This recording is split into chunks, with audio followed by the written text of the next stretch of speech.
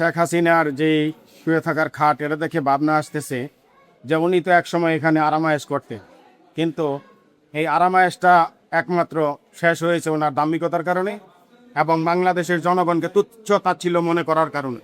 উনি যদি বাংলাদেশের জনগণকে সম্মান করতেন আজকে হয়তোবা এই পরিণতি হতো না। অতএব আগামী দিনের আমার প্রত্যাশা এবং বাংলাদেশের জনগণের প্রত্যাশা, আমি মনে করি কেউ দাম্ভিকতা নয়, ভালোবাসা দিয়ে দেশ ও দেশের জনগণের খেদমত করবেন, দেশ ও দেশের জনগণের পাশে থাকবেন। কে পথে পথে ছাত্রলীগ গুন্ডা লীগরে আমাদেরকে প্রতিহত করতে চেয়েছিল, কিন্তু জীবনের মায়া না কেড়েও আমরা রাজপথে ছিলাম। এটা হচ্ছে আমার মনে হয় শেখ হাসিনা এই জায়গায় ঘুমাসার স্বৈরাচার তিনি হাসান। আসলে এটা ইতিহাস দেখুক বা পৃথিবীর মানুষ দেখুক যে আমাদের দেশে একজন খুনি স্বৈরাচার হাসিনা ছিল, তার যে অপকর্ম 17 বছর যে মানুষকে গুম গুম আর তো অনেক, এগুলো তো বলে প্রকাশ করাই যাবে না।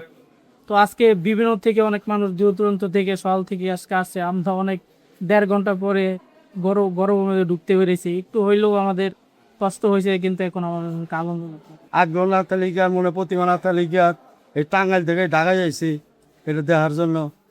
এই 2টা বছর অপেক্ষায় ছিলাম এটা দেখার জন্য, যে অনেক অত্যাচার করছে, গুম খুম এই জিনিসগুলো তুলে ধরে যে মানুষের দেখাইতে পারতেছে, মানুষের বুঝাইতে পারতেছে, এটা দেখে খুব ভালো লাগছে।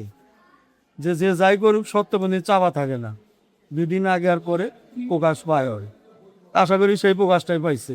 সে মানুষের যে নির্যাতনটা করছে এটা মানুষ দেখতে আছে, খুব ভালো লাগতেছে। তার সাথে সাথে আমারও ভালো লাগতেছে যে একজন অপকর্ম করুক, এটা মানুষের দেখুক, জানুক, এটাই আর কি।